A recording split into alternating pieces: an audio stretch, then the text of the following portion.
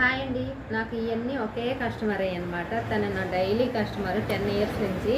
వాళ్ళ బేబీకి వచ్చి లాంగ్ ఫ్రాకులు కొన్ని, షార్ట్ కొన్ని కుట్టించింది. కొన్ని అయితే నేను వీడియోస్ చూపించాను చూడండి ఒకసారి. కలర్ అయితే ఎంత బాగున్నాయో.